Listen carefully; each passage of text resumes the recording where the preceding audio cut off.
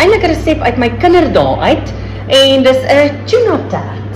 'n tuna tart. Ja. Ek is mal oor tuna tart, so hierdie gaan baie interessant wees vir my want ek sien die bestanddele en dit is nie hoe tuna tart gewoonlik gemaak word. Jy benodig 2 blikkies tuna, 2 eetlepels mayonaise, 'n koppie kaas en sampioensop wat aangemaak is volgens die instruksies van die pakkie. En dan die geheime bestanddeel, 'n hele pak kaas en eie. Ek is geïnteresseerd in daai want ek weet glad nie wat ek skyfies te doen met tuna tart. Wel, hier is die maklike deel en dit kan jy maar vir my doen. Okay? Gooi alles bymekaar en meng. Wel, dit is maklik genoeg dat ek kan doen en ek daar op maak. Hierdie is gewild ook in ons huis met die kinders wat gewoonlik volfinies is. Ek weet nie of dit die gesondste maaltyd is nie. Ek dink nie so nie hoor. Of 'n hele pak chips en in. kaas en mayonnaise en chips. Niks van daai goed is op my diet is. Wel, dit is vandag. Die skyfies net so 'n bietjie fyn maak. Ek gaan nou vir sê dit ryk actually lekker. Hy sê altyd dit lyk soos kaffie. Die skyfies net so 'n bietjie fyn. Hierdie is genoeg vir 2 tot 3 mense. As jy meer mense is, sou ek die resep verdubbel. My ma het dit altyd bedien met rys en slaai.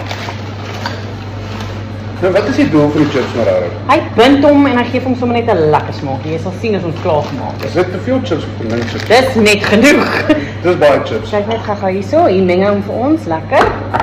Meng voort, klaar alles gemeng het, sit ons dit in 'n oonvaste bak en dan bak jy dit in die oond teen 180 grade vir omtrent 30 minute. Die interessante ding is, al hierdie bestanddele kan ook rou geëet word. So ek het al gedink 'n mens kan hierdie vulsel net so ook op 'n broodjie sit byvoorbeeld sonder om dit te bak. Ek dink dis baie lekker smake, lekker teksture.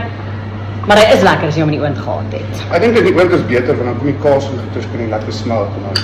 My ma sou trouwens nog 'n bietjie kaas oorgehou het en dit bo opgesit het. Ja. Maar vir hierdie resep doeleindes dink ek nie dis nodig nie. Dis hoe hy lyk. En nou gaan hy oond toe, vars uit die oond uit. Dit ruik lekker. Dit lyk en ryk lekker. Nog steeds kakkos. Wel, dit gaan baie luxe kat wees as jy weet. Kom ons proe. Cool, dankie. Dan sê my wat jy dink. Punt uit 10. Proe jy wat die chippies doen? Ek proe dit. Dit gee 'n bietjie 'n souterigheid ook aan hom. Wat dink En jy? ek kan duidelik die chips proe. Vir my, nou 7, 8 uit 10.